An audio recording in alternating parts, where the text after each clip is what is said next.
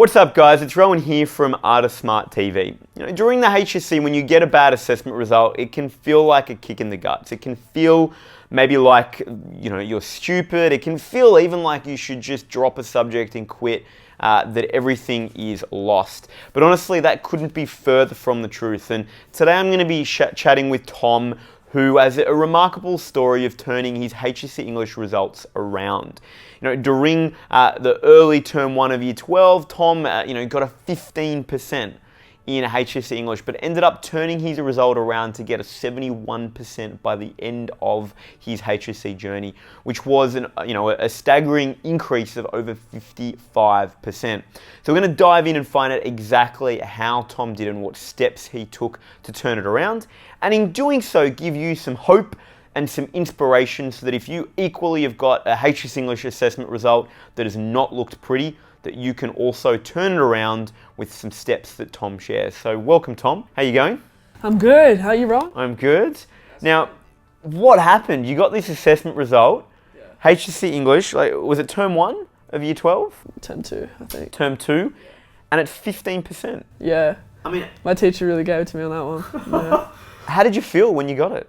You've got it back, it says 15. I felt pretty bad, I will say. That was a lot of nights of crying over there. So, yeah, but, you develop an understanding, so you get better. What happened? What do you think went wrong?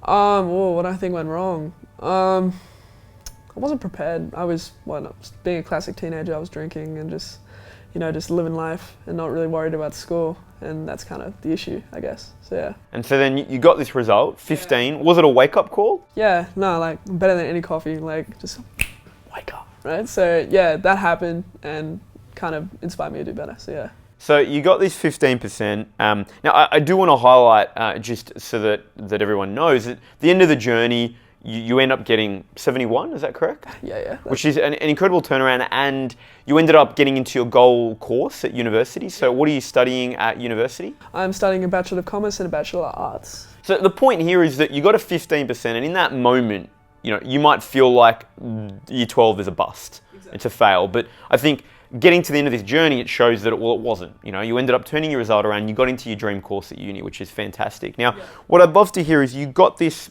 result. What did you start doing to turn it around? What were the first steps that you took? Well, the first thing I did was eat a bucket of ice cream. That's what I did. But the next day after that, I just sat down and I thought, I gotta get my life in shape. My room was a mess. My bed was never made.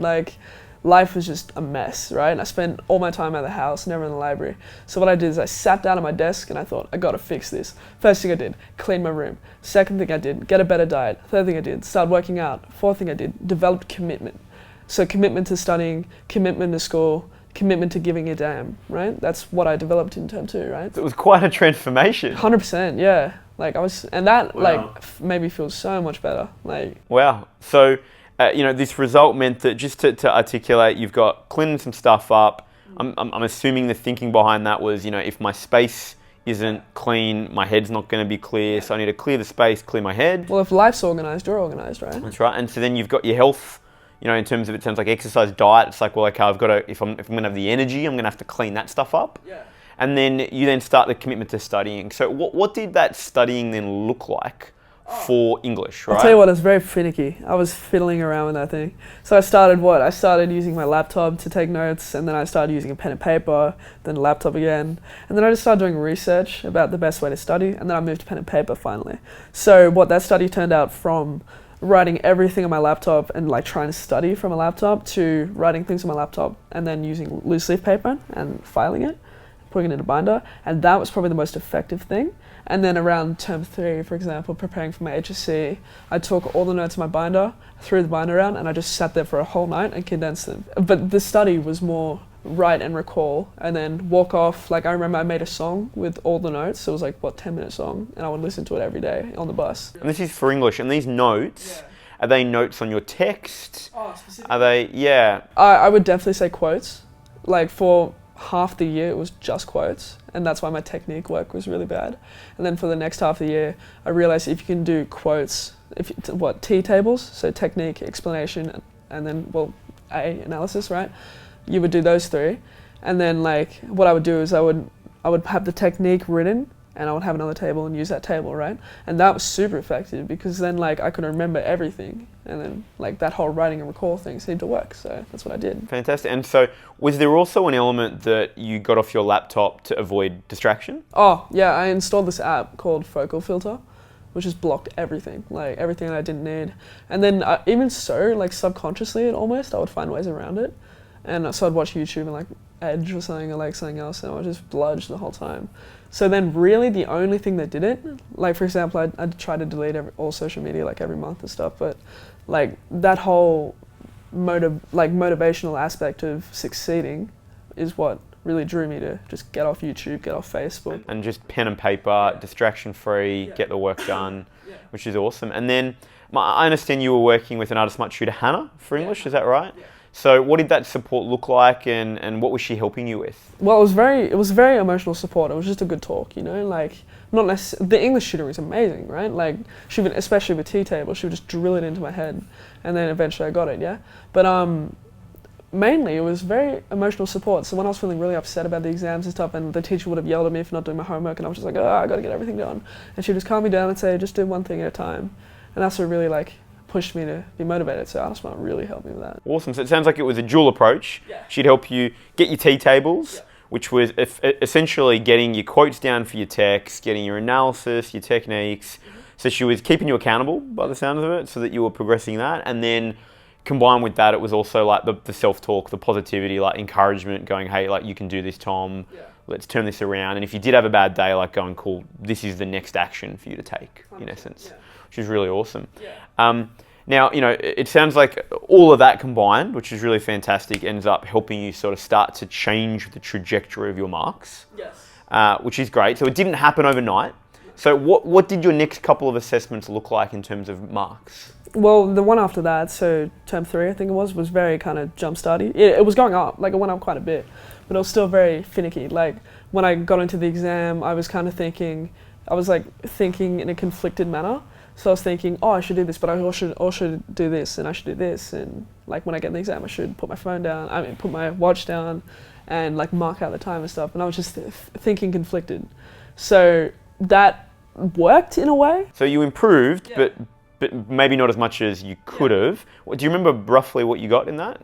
I think it was like 35%. Okay, so there was an improvement. Went from 15 to 35. I think the important thing here is that after doing all those changes, you know, after you know, starting to get support with Hannah, to commit, to clean up your room, to do all these things, you've improved 20%, awesome, but it's still not great. What I want to highlight though is you didn't quit at that point. I mean, it could have been easy to go, well, I've done all this work, and I've improved, but I'm still screwed, all right? But you didn't, you kept on going, which I think is really key. What did you tell yourself to keep on going at that point? Because I think a lot of students actually quit here. They do some work, still don't do well, go, screw this. How did you keep on going? For me, it was a tunnel, and all I could see was the light at the end of the tunnel, right? And that light was life, not living at home and working and just going to school, coming back and doing everything. That light for me was just the goal of ending school, the goal of being successful. And so you knew that even with the 35, it was like, cool, I can still see the light, I'm a step closer, things are going in the right way. I'm going to keep on doubling down, which is great. Now, just to then take us to, you know, the prep that you did before the HSC, because ultimately, you know, you ended up getting a 71, which is amazing. What did you do for English in the lead up to your final HSC exams that you think really helped you really turn those results around? I sat on the ground, my knees in my hand, I just went, like that, but no. After that, right? Yeah, after that. After that, I kind of just stood up, and I remember specifically, actually, I went to my room, I stared at the wall, and I said, if I can't afford this house, like after this HSC, and the one way to do that is to work hard in school and develop that, I'm not going to go anywhere. So that whole idea of if I can pass the HSC, I can pass life. If I can keep this whole motivation level going, which was developed by the HSC, I can succeed in life. And I thought the only way to get there is to succeed in one big momentous thing, right? And that is the HSC. And so you've got that mindset, which is awesome. You've got this mindset of motivation. Practically then, what are you doing to study for English at this point? So, you know, you're the month before the trial, you've got this English, it's a new syllabus. What were you doing in that month practically for English? Sticky notes everywhere. Like, we're talking on the kettle, we're talking on the stove, we're talking in the shower, we're talking above my bed, right? And what did you have on those sticky notes? What I have on the sticky notes? Nothing. No, I'm joking. I had Just techniques, colour-coding, quotes, yeah. decoration. Well, color coding, actually, it was there. So I color coded different techniques and quotes and stuff. And then instead of, because you can't sit at a desk for 6 hours and study, right? And I did that, didn't work. What I would do is I would color code sections of the text. For example, I think it was, let's go to 1984, like power, and then truth and stuff. Power would be like orange, right? And it would be in a specific part of the house, right? And I would go to that part if I want to study, instead of sitting down. And I wouldn't bring a book with me. And I would just be like, okay, now I'm going to study power. And I would walk over there and I would study those parts. And they'd be like, I want to study truth. I would walk downstairs outside into the other notes, right? And that kept me active and going, so my brain kept going, right? Well, the technique you're describing is called memory palaces, actually, which is really powerful. Yeah. So be active and connected. Like, don't just go for a run and then listen you could listen to heavy metal or hip hop, right? Which I used to do. Listen to a podcast. Listen to yourself talking over your notes. Go around looking at sticky notes is an idea. So you did that, which I think is awesome, because it is a very actually advanced memorization technique that memory champions use at the World Championships, right? Memory palaces. So really cool to hear. Did you then write practice responses? Were you putting pen to paper, or was literally it about just getting your head around? Well, practice responses was advised by Hannah, right? And it was good, right? But instead of writing a full practice response, I'd write a paragraph, and then I'd go do something. I'd write another paragraph, and I'd go do something, and then I'd do the whole thing again. So do it in chunks, bit by bit. And was that because you knew that you would struggle to sit there for the entirety of a 40-minute period and do it? But here's the trick though, here's what I did, which I feel really helped. So I would do a practice paper, but I wouldn't finish it. So I would do like 2 paragraphs and then I'd leave it. And then I would start another one, and I would think, well, what would I have done in that one which would have made me finish it? And then as I keep going, and I'd do like 5 unfinished ones, and my brain would be like, oh, you need to finish something, right? You can't just sit there not doing it. And then the last one, when I finished it, it'd be the best one I've done, because I've included everything I've done the last ones in that one, because my brain's like, I'm just put everything into this paper, get it done, because you haven't gotten any done yet.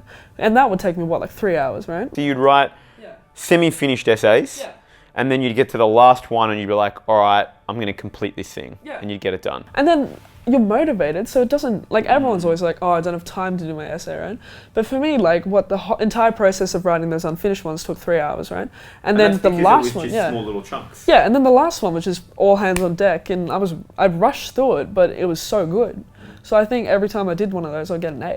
And I think what's great is it touches upon 2 really interesting ideas. One is Oscar Wilde, the very famous writer, would always leave a sentence unfinished or a paragraph unfinished at the end of a night of writing.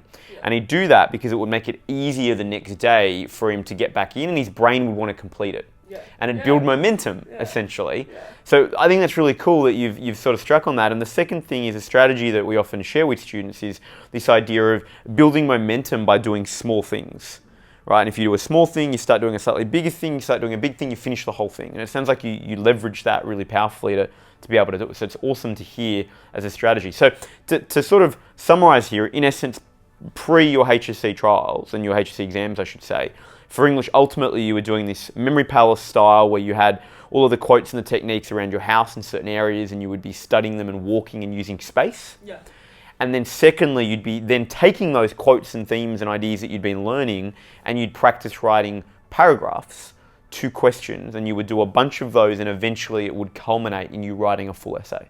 Is that right? Exactly. Awesome. Was there anything else, any final other strategy that you used in the lead up to your HSC exams to really turn your English results around? Oh, well, another thing I use now, for example, like in my life now, I'm out of school, right? I use wealth triggers. So I attach myself to what? Like, I look online for like the house I want, or like what the puppy I want, or like the family I want, or like the life I want in general, right? That whole lifestyle of wealth confidence or wealth success, right? In the HSC, obviously wealth isn't a factor, right? But I was like, what do I want? So do I want that ATAR? Do I want the paper, right? And I would, instead of attaching myself to the number or to the grade, I would attach myself to like a finished essay. Like my goal was like 10 finished essays a month. So you had a quantified, what you're also doing here is you were setting a quantified goal for an outcome of what you wanted to achieve. But not the score, like not saying I want to get A's in these. I would say I want to get this many done, but I want them to be the best of my ability instead of the best of someone else's ability, right? Because an A, right, it's the standard, right? But I want it to be the best of my standard. So I would just pour everything I had into it, and that would usually be an A, instead of having to think about the A, right? And then were you getting Hannah, for example, to give you feedback on these in terms of what you were writing? Yeah, but like she was giving me feedback on that 100%. And then you would take it and work on it and improve it, I'm imagining? And that would go into those unfinished essay things, and that helped like a treat. Yeah. Awesome. Yeah. So look, there you guys have heard it. We've just heard how Tom took a mark from 15 in English to 71, really by doing a couple of simple things, short of cleaning up his life and getting motivated and organised, which was a really key factor. You know, there was a key component of building his T tables, building his awareness of his quotes and his techniques, and then using that to actually start constructing paragraphs and in effect writing more with a feedback loop that was being provided by Hannah, his tutor, and as well on top of all of that, staying consistent to his motivation in not giving up across the course of that journey. So guys, look, if you're in the boat where you've got a HSC English result that is not looking great, know, based on Tom's own experience, that it is entirely possible to significantly turn that around. Yes, it's going to require work. Tom clearly put some work in after he had that wake-up call, but it is possible. So whatever you do, don't give up, and don't be afraid to ask for help. Get in touch with the Art of Smart team. We've got some incredible teachers, tutors, and mentors that can give you both the strategies and the insights to transform English, as well as the encouragement and motivation that you will need. Until then, guys, we wish you all the best in turning around your HSC English results.